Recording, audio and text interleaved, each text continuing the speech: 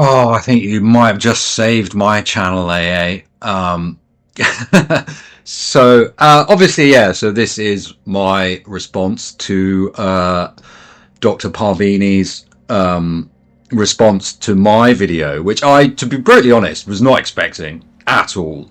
One of the great things about AA is, I mean, if I was on his level, I would not be responding to people on my level. And the fact that he does that, I think, speaks a lot to his character. And as I think another thing I wanted to make pretty clear at the outset of this video is obviously AA is a serious thinker. You know, he's written several books. Used to be head of a department at, I think, Sussex or somewhere. And another thing that's quite interesting, I've seen him. I'm pretty sure I saw him tweet this. I don't know if it's true or not, but I'm certainly not saying that it isn't true. Apparently, at his college in Oxford, he got the best result in 80 years, which is saying something, you know, if that is true. Whereas, you know, I literally just get stoned and make rambly videos, but he has deigned to respond to me, so I feel that I should respond back. But in thanks, I will play the latest AA advert. It's promo code SHREDDER. World-class education denied to you by school, denied to you by woke university. Well, no more. Pick up your course today. 25% off all courses with promo code SHREDDER. That's SHREDDER. Buy it now. So AA starts the video talking about sort of previous immigration to America and stuff like that, which is all fair enough. I had only really just thought about post-war UK as my sort of thinking, as the area that I was thinking about. I think his points are interesting. They're pretty good points. I might counter with the sense that, is it definitely the markets that are creating the pull factor, or is it economic success that is the pull factor? So hypothetically, if Aaron Bastani became Prime Minister of the UK, implemented fully automated luxury communism, and it worked, and everything was going really well, and everyone had loads of stuff, you know, didn't have to do much work in return for it, that kind of thing, would that not also create a pull factor for immigration? So I'm not sure what AA would say about that.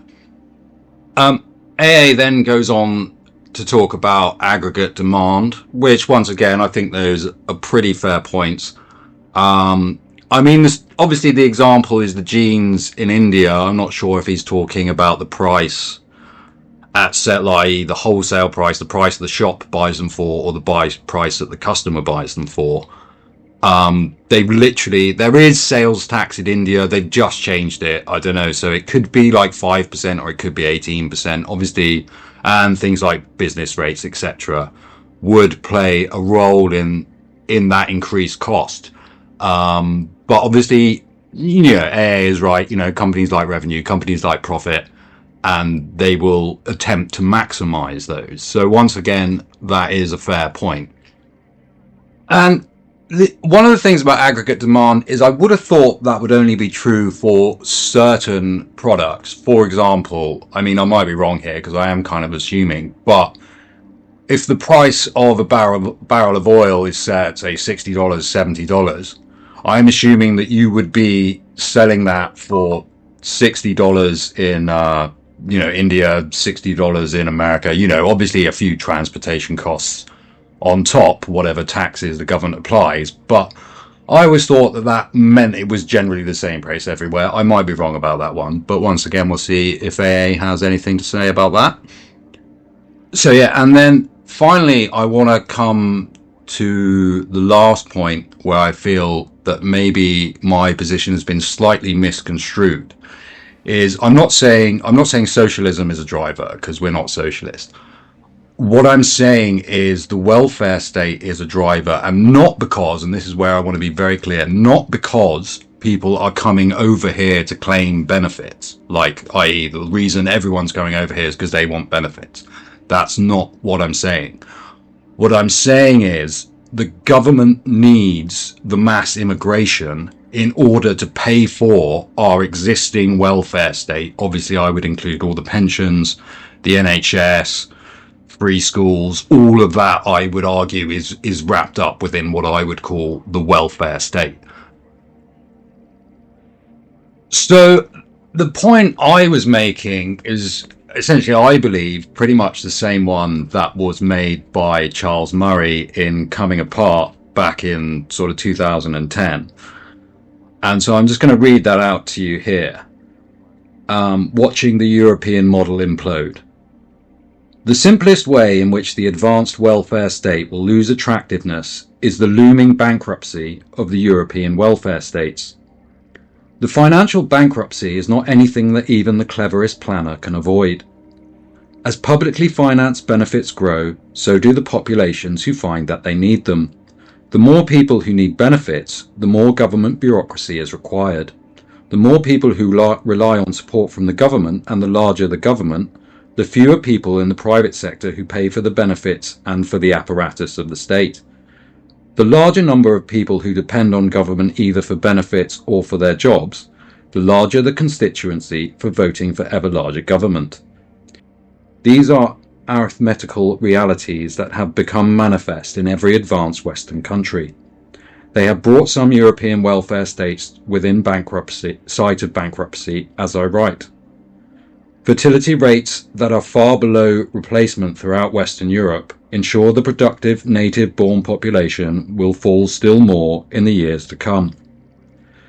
There is no permanent way out of the self-destructive dynamics of the welfare state, but Europe has a tempting palliative, encouraging large-scale immigration of younger populations who work in the private sector and pay taxes that make up the revenue deficit. It won't work forever. Sooner or later, the immigrants too will succumb to the incentives that the welfare state sets up. But the more immediate problem is that most of the new workers come from cultures that are radically different from those of Western Europe. In some cases, those cultures despise the values that led to the welfare state. The United States will have a chance to watch these events unfold before our own situation becomes as critical, and the site will be a powerful incentive to avoid going down the same road. And so looking at that, I guess, if we take an example like the Boris wave, I would argue that rather than, say, perhaps lobbying from the CBI, what Boris Johnson found himself in the position is that he knew after Brexit that the number of EU migrants would go down. So the reason why he lowered the cap on skilled workers, because he wanted to make that deficit up, because he feared that without that he would then run into some kind of fiscal crisis some point in his parliament. And that was so he was, I don't know, you might call it a rock and a hard place, but he was basically faced with do what people elected you to do, in a sense, and potentially risk a fiscal crisis in your parliament, which then obviously you will get blamed for. And he probably remembers Black Wednesday well, so I think there would definitely be that lurking in his mind. That to me still seems to be, I think that would have been what pushed Boris Johnson to do that, rather than lobbying from the CBI. He was pretty quick to bring down the cap, or like the ban on petrol cars. So obviously I'm not saying the CBI don't lobby, but I am saying we definitely don't have to do what they say, and we don't always do what they say. And I think in this instance, for me, I still think it was about Boris avoiding a potential fiscal disaster, rather than him thinking, we maybe the aggregate demand. I don't know. I mean, like I said, the aggregate demand is a good argument. But obviously with the Japan, it would be interesting to see what AA has to say about Japan. So to try and put it sort of succinctly as I can, once again, my argument isn't that welfare encourages mass immigration because people want to get the welfare. It's that governments encourage mass immigration in order to pay for the welfare state, which I think is slightly different. And I'd like to see what AA has to say about that. I always considered Charles Murray as a conservative, but I think he sometimes does refer to himself as a libertarian. So I'm sure AA will, I don't describe myself as a libertarian, but I'm sure AA will have a lot of fun with that. And on the kind of the greed is good note, I guess my argument would be that I don't see capitalism as an ideology. It's a tool, not an ideology. And I'm very much for putting a Leviathan on top of the capitalist system in order to sort of keep the merchants in line when they do things that are obviously kind of beneficial for them but detrimental to the country as a whole. I mean, I've got no problem with that at all. But one of the big issues, I think, is that when, because we live in an advanced technological system, if we want the cars, iPhones, blah, blah, we have to have large organizations in order to produce these. And those organizations mean that we will have managerialism.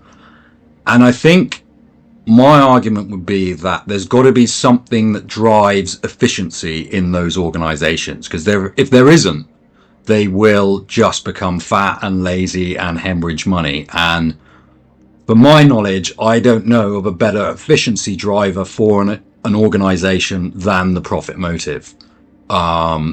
So that's something. I don't know what AA would have to say about that. I'd be interested to see what his comeback on that one was. And yeah, another argument which he didn't touch on is the Japan one. So if he does have anything to say about that, I'd once again be very interested to see, because obviously in terms of the aggregate demand, the history of the Nikkei, I mean, Japan is sort of further ahead on this kind of demographic time bomb than anyone else, it seems.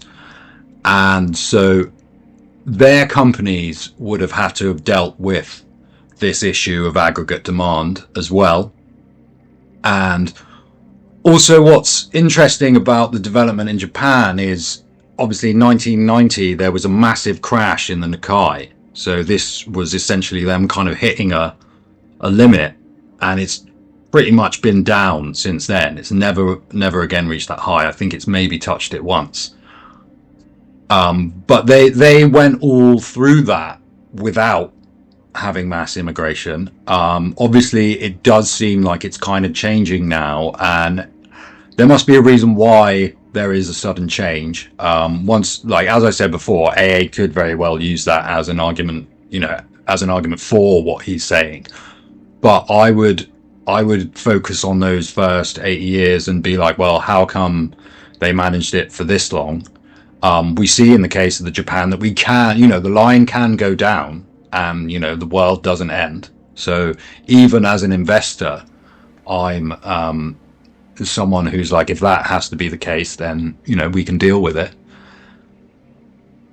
And yeah, I guess my last kind of point, and I think part of the reason why I gave pushback on this, and what obviously if AA comes back again, you would find as my two kind of core objections, so I'll be quite honest with you and tell you that now, is like I said, I am an investor, so obviously I like my dividends, and the end of capitalism would not be a good thing for me personally, I don't think. One minor point that I will make, just for the right as a whole, or just, our little circle, if you will, is sometimes when, whether the game is unfair or not, maybe it is, but I would still encourage you to play it because it is the game. So I sometimes feel that when people talk about the negative aspects of capitalism, there's a danger that it discourages people from playing, which is a really bad idea for people and us, because we need money. We need our Larry Ellisons. But there doesn't seem to be too many of them around.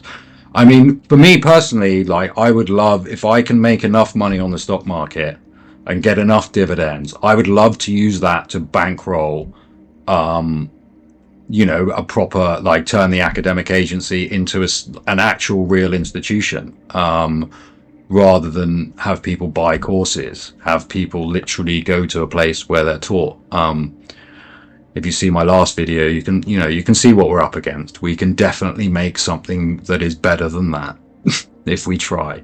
And the other kind of core objection I have, I don't want to sound too much like the guy out of Network here, but I think if AA is right, if you are right, I just think we're fucked. I don't know where to go from here, because now, you just wanted to play video, and you go from trying to change things with a liberal system to like, oh no, we can't do it like that, and like, now we're at a point where if we want to solve these problems, we've got to kind of redesign the economic system as well, and with the sort of time limits that we're kind of facing, I don't know.